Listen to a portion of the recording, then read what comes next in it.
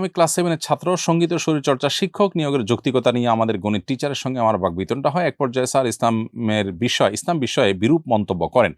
ফলে নিজেকে কন্ট্রোল করতে না পেরে হাতে থাকা স্কেল স্যারের দিকে নিক্ষেপ করি। স্যার আমাকে অভিশাপ দেন। জানতে চাই আমার কাজটি কি অন্যায় হয়েছে?